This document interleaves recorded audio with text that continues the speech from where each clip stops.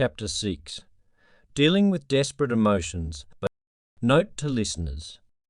The following story deals with a serious subject that may not be suitable for young readers without parental oversight. You may choose to skip this if you are not comfortable or need parental oversight. "Come on," said Joey. "You know I meant it as a joke. Some days you have no sense of humour. When you stumbled with your words to Shivani and mumbled ID, okay, it sounded funny." "What's funny about that?" Lakshan shot back. "Okay, I got mixed up. She makes everyone nervous, doesn't she? But you had no right to make fun of me in front of everyone." Inside Joey's head came a rush of voices. One said, "Don't I have a right to stand up for myself? Why am I always the one to get laughed at?" Then he griped aloud, "But you can make fun of me any time you want. Really fair, Lokan." Then a different voice came, louder, "Don't leave it at that, dummy. Show him what you're made of." Joey clenched his fists and squared off with his friend. "But you didn't keep quiet. You told them I signed up for the part of village buffoon in the school play just because Ananya has the lead role. Buffoon, clown, dope because I'm a natural for the part, you said. What were you thinking when you told them that? Do you think they'll ever forget it? Maybe 10 years from now people will be saying, 'Hey, there goes that buffoon.' All because you couldn't keep your stupid mouth shut." Lucan brushed aside his friend's growing anger. "Well, you are a buffoon. Telling everyone I stammered when I just talked to a girl. You're an idiot, brother. A complete loser." Lushan stomped off, not turning around to look back, and headed home by himself, along the same path the pair usually walked together. Another day, another spat with Joey. Joey watched him go. They had been good friends since middle school, and usually made up quickly. But now, in 10th grade, something was different. Joey wanted to call Lachlan back, but the sense of defeat that had plagued him lately overpowered him. It seemed whenever he and Loshan got into an argument, he always lost. Just one more thing he was a failure at, on top of all the rest. What was the point of even trying? Joey walked despondently down the long cobbled path, hurting inside. A cold fall wind sent shivers through the tall elms, shedding dead leaves to the ground. As he looked at the forlorn leaves with their shriveled edges, he heard a voice in his head. While they were on the tree, they were nourished and loved, but now they are cast aside. Life has no time for losers. You are just like a dead leaf, not worthy of love. You can't even earn good grades. You're lousy at sports, and not a single girl has ever liked you." The tears flowed, falling on his shirt. He thought, "Look at me, crying like a baby. Why can't things go right for once?" Finally the voice came, one he'd grown to dread. "Things will never go right for you because you're a loser. You will only get more and more hurt. Better to quit the game." "Quit the game?" "Yes, that is best. No one can hurt you then." This voice had grown stronger and louder over the last year. "It's better to quit the game, Joey. You tried, but you are not fit for this world. No one understands you. You don't even understand yourself." He looked again at the trees. It seemed like the wise old elms were talking to him, smiling grimly. Suddenly he knew what to do. His plan would take but a moment to execute. He had prepared months for it, carefully taking a few of Mom's sleeping pills from the medicine cabinet every few weeks, so she wouldn't notice. When he got home, he cleaned his room, made the bed, put on his good clothes, swallowed the handful of pills and lay down, placing a note beside him saying only, "I'm sorry." During dinner, Lacan's cell phone rang. Listening for 2 seconds, he stammered, "What?" then put the phone down and stared at the wall. His father looked at him, awaiting an explanation. "He's dead," Lachlan blurted out. There was silence. 2 long minutes. Finally Dad had to ask, "Who?" "Joey." More silence. When Mom came in from the kitchen, she was stunned by the shock on their faces. "What happened?" Dad looked at her. "Lachlan said Joey's dead." "How?" "His mum just called," Lachlan answered. "He took pills. The stupid guy." "That's terrible." She sank to the floor, sobbing. Mom's tears released Lachlan's own feelings. He abruptly left the table, rushed to his room, buried his head in the pillow, and let out a long, mournful, almost inhuman wail. His parents looked at each other, helpless. Dad raised his eyebrows, inclining his head toward Lachlan's room, but Mom shook her head. "Not now." "Let him cry."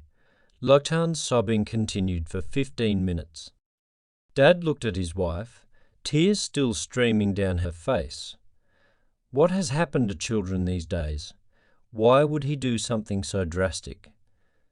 I can't imagine how his parents feel. It must have been his mother's pills. She's had such insomnia. Now she probably blames herself. Mom hesitated for a moment, then shared. "She told me just 2 days ago. She thought Joey was more upset than usual. She wanted me to ask Lachlan about it. But I told her I was sure it would blow over. I never talked to Lachlan. Maybe I could have found out something and stopped it. How can I ever face her now? I don't know. I just don't know. I'll talk to Lachlan after he settles down a bit." At about 1 a.m., Dad went to his room. There had been silence for a while, but he had heard rustling. His voice quivering, Lachlan spoke hoarsely. "Not really, but I guess so." "So, did you have any idea?" "None. All I know is we had a big fight after school today. That's probably what sent him over the edge. I called him a loser and a buffoon, Dad. This is not your fault, son." "I knew you were going to say that. I'm going to hear that every day from everyone I see for the next 2 weeks. How do you know it wasn't my fault?" "Okay," consoled Dad. "How can we help then? You want some tea?" Lachlan moaned. "No, I want to sleep." There was a pause before Dad continued. "You remember the pranayama I taught you when you were younger to calm yourself? 9 counts in, 9 counts out." "Yes, but I don't know if I can even count to 9 right now. I'll probably get lost at 6. Every second thought is buffoon or loser. We'll do it together for a while. It will help us both. Breathe in, 1, 2, 2. For the next 20 minutes, the rhythmic counting served as a lullaby. Lachlan calmed down and finally fell asleep. He awoke at 3 a.m. trembling, having dreamed he saw Joey floating in the darkness. Not asleep, but not awake either. Lachlan sat up in bed and started again with the pranayama, more upset now than ever. At breakfast, Dad offered, "Lachlan, you can stay home today if you want to. That would be okay." "No, I want to go. I think it's better I go. Dad, I had a terrible dream about Joey. I saw him just floating in space, not dead, not alive. I had that experience once with a friend of mine who died in an accident. I asked Guruji about it. He explained that sometimes when someone dies, they don't know they're dead. The soul has separated from the body, but the person is confused, especially if they have no belief in reincarnation or any kind of afterlife. Guruji said there are people on the other side, the astral plane, whose job it is to wake up these people and explain to them what has happened. I think you saw Joey, or Joey's, in that state of suspended animation. I've read in Hindu books that after someone commits suicide, Their soul goes into that state and might be stuck there for years. Suicide creates a different kind of experience than natural forms of death. So I guess his problems didn't end when he killed himself. No, he just postponed the karma he was trying to escape. Now he will have to be reborn to face the same challenges again. That's why Hinduism teaches so strongly against suicide. It doesn't solve anything. And it creates a lot of grief for loved ones. That's a karma too. The family finished breakfast without speaking again. As he left the house, Lochan broke the silence with the usual, "See you after school." Somehow the morning routine made him forget for a minute what had happened. He walked down the street toward Joey's house to meet up on the way to school, then snapped back to reality. Joey was dead. He had to stop at the house. There was no way not to and say something to Joey's mom. Remembering Dad's advice on pranayama, he started to count in unison with his steps. Breathe in 1, 2, 3, 6. As far, then out 1, 2, 3. No question, it was helping, and he felt mostly collected when he reached the door. He knocked. When Mr. White opened the door, his surreal thought was to ask, as he always did, "Is Joey ready yet?" He clamped his mouth shut to keep the words unsaid. Joey's dad threw his arms around Loshan and hugged him tightly. "I'm so sorry," he whispered. "So sets." Mr. White released him and Loshan stepped back. "How's his mom?" "Not good. She hasn't stopped crying. She blames herself for leaving the pills around, blames herself for not seeing it coming, just blames herself. I had a big argument with Joey yesterday. I think it was my fault." Loshan choked out. Mr. White hugged him again. "No, Loshan, we found a journal he had been keeping. He had thought about this for a long time. Let's not think about blame right now. I'm going to school today. I think I should be there. Bless you, son." When he got back to the sidewalk, the breathing with the steps seemed to kick in automatically. He remembered his dad's soft voice from the night before, 1, 1, 2, 3, and felt grateful his parents could teach him things like this. School was nuts. Crazy nuts. Some kids knew of the tragedy, but most didn't. Whispering, crying, shocked looks in abundance. Some adults he had never seen before were standing around watching and listening. He continued trying to concentrate on breathing. A mutual friend, Devon, came over and said, "Hey man, I'm sorry about what happened. I know you were really close." Lacan responded, "Don't worry, I'm okay," even though he didn't feel okay at all. He just wanted to be left alone. Just then, Mrs. Jenkins, the school counsellor, caught up with him and said kindly, "Come with me to my office, Lochan." As they passed a group of boys, he overheard, "Hey, maybe we'll get a day off." Another boy said, "Sleeping pills? What a sissy way to die. He should have gotten a gun and died like a man." Mrs. Jenkins turned and gave the group a stern look. When she and Lochan got to her office, 5 other kids were already there, along with a stranger. Lochan sat in the last empty chair. Mrs. Jenkins spoke. The staff met briefly this morning and decided to bring Joey's closest friends together. Mr. Johnson will be making an announcement shortly to the whole school about what happened, just so rumours don't fly about. Then she turned to the stranger who was quietly watching them all. "This is Dr. Adams. He's one of the school district's psychologists and head of the district's grief team. He's here to help us, students and staff alike." Lochan shook his head and asked, "You mean this happens so often the school district has a team to deal with it?" Dr. Adams didn't respond. Lochan looked at him. "Sorry, that was uncalled for. We're all thankful you're here." He realised, perhaps for the first time, that he wasn't the only person affected. There were dozens. He closed his eyes and began the pranayama. The principal, Mr. Johnson, announced over the P system that Joey White had committed suicide the night before. A team of counsellors would be at the school today and the rest of the week. Everyone looked to Dr. Adams. He spoke calmly. I didn't know Joey at all or much about him, but I would like to. Maybe we can make our way around the room and each of you can say a bit about him. That way, if some other student approaches me, I'll have a clue. Mrs. Jenkins started. I met Joey 2 years ago right here in my office. He came in quite a bit off and on. I liked him, so intelligent, so intuitive. I think if we tossed out our roles here as teacher and student, he would have been my friend, someone I would like as a friend. When it was Loken's turn, all he could say was, he was my best friend until last night.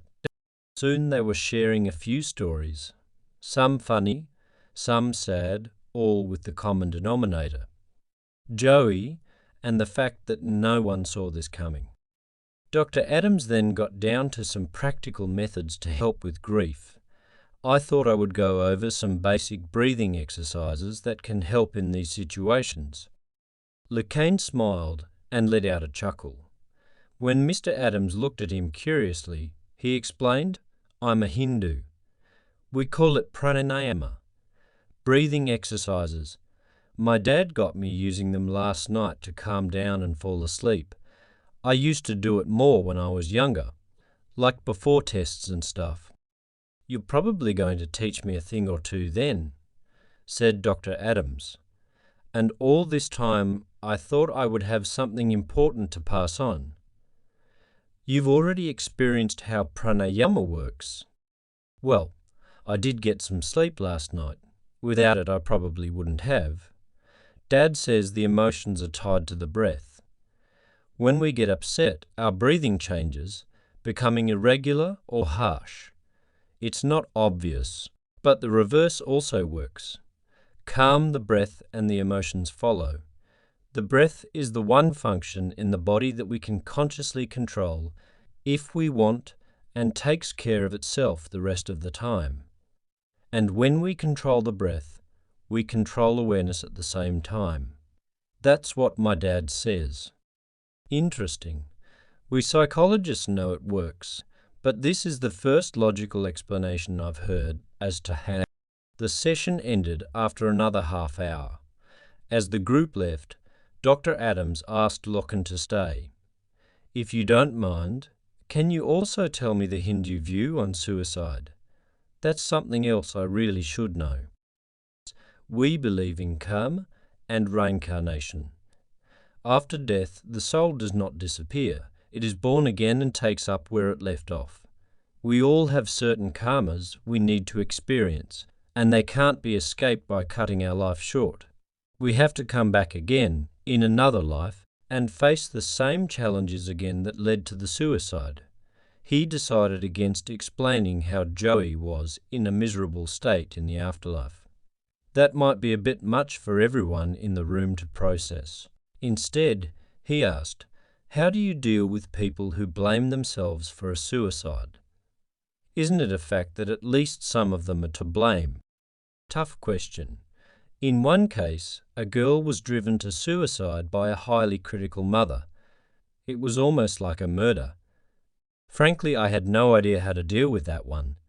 I actually asked a judge friend of mine if there was a way to charge the mother. But, to answer you directly, yes, there is often plenty of blame to go around. I feel like this was my fault. Joey was my best friend, but yesterday we exchanged a lot of mean words. I called him a bunch of names. 4 hours later he was dead. I can put 2 and 2 together. Dr. Adams paused. You know, normally I wouldn't share this, but right now it just feels like I should. Mrs. Jenkins feels it's her fault too. Loken asked, almost defiantly, Why would she think that? She hardly knew him. Yes, she did. Yesterday she had to cancel a counselling appointment with him. An emergency came up with another student, so she cancelled on Joey. I spent 10 minutes with her this morning trying to convince her she is not to blame. That's how these things are, Loshen. I bet you his mum thinks it's all her fault. His dad too, probably a couple other students. Everyone close to him thinks it's their fault. Thankfully, suicide is a rare response to the problems of life. As you point out, it doesn't solve anything. I just hope after something like this, everyone learns to be a bit more kind and understanding toward others. Saturday afternoon, classes slowly returned to normal. For Loshen, all reminders of Joey became reminders to breathe. His locker, the empty desk in science class, the graded test that Mr. Smart forgot to remove from the pile when he was handing them out. He mumbled an uncomfortable "oops" instead of Joey, but everybody noticed. Loshan wondered what Joey's mark was, but didn't ask. Joey was cremated the next day. His mother spread his ashes in the river that runs beside the town. The following Monday a public memorial was held for him at school. Loshan was asked to give a eulogy. He learnt from Dr. Adams that a eulogy is a short testimony about a person's life, usually personal stories that help everyone remember the deceased in a positive way. Over the weekend, Dad and Lochan worked on summary notes for the talk. Lochan stood in front of a mirror and rehearsed. After Dad watched his son go through it once, with lots of emotional pausing, he instructed, same for this, watch your breathing. The service was set for 2 p.m. Lochan looked up towards the school entrance, in front of the gym. He saw Joey's parents and relatives enter just ahead of his own parents. The gym was packed but strangely quiet. This was no lively basketball game. Students and family had created a memorial shrine on a low platform slightly above the wooden floor. He had never seen so many flowers around a picture in his life, but he couldn't look. Instead, he stared at his notes and counted mentally, 1, 2. When Mr. Jenkins called Lochan's name, he stood, walked past the shrine to the podium, laid out his notes, took a deep breath and began. I met Joey White 11 years ago, when I was 6. Loshan talked about walking to school, the day in 3rd grade they had skipped school together, the summer at Ocean City with Joey's parents. He shared one of his friend's favourite jokes. Principal Johnson got a call one day. "Hello," he said. "My daughter won't be in school today," stated the caller. "May I know who this is?" asked Mr. Johnson. "This is my mother speaking." Everyone groaned. "He was my friend, but I had a big fight with him the day he died." "Why did I do that?" "I was almost bullying him, my friend. My best friend." Lochan collected himself and continued, talking for almost 10 minutes. He concluded by saying, "Goodbye, buddy. I'll really miss you." Walking back to his seat past Joey's mother, he saw her teary smile. When he sat down, Mrs. Jenkins leaned over and whispered, "That was just beautiful." By the time the crowd dispersed, he'd received several hugs from ladies he didn't know. He asked Dad, "Is it okay if I walk home? I think I need some alone time." Mrs. Jenkins looked worried. Dad knew what was on her mind. "Don't worry," he said. "LaShawn's okay." As he walked along the familiar path alone, Joey thought back to the great times, the wonderful memories, and realized he could have talked for an hour back there. A gust of wind blew elm leaves on the path. He bent over, picked one up, and held it in his hand. The brown, forlorn edges had no life. He crunched it in his hand, feeling the crisp, dry remnants on his palm. Then he turned to the tree and closed his eyes. In his mind he saw the tree in spring, its vibrant leaves sending the smell of life-giving prana his way. Again he breathed a deep, steady breath, letting the moist, fresh air fill his lungs. He opened his eyes, smiled, and continued home. His mum and dad were waiting at the table. The sweet smell of tea danced through the room. "How are you, son?" "I'm fine, Dad, and thank you." "For what?" "We only did what any loving parents would do." "No, you did much more. You taught me pranayama, and that helped me get through this tragedy." "That's true. It does help calm the nerves, doesn't it?" "It does a lot more than that, Dad. It allows you to be a watcher. When you breathe like that all day, you see things from a different perspective, perhaps a more spiritual perspective. I saw how everyone is different in grief. You watch, you learn. You don't react so emotionally. Pretty cool, I would say." Dad just nodded and sipped his tea. Before class the next morning, Lachlan walked straight and steady down the long hallway to the drama office. The teacher looked up in surprise from his script-filled desk. "Do you need someone for the role of village idiot in the school play?" Loshan asked.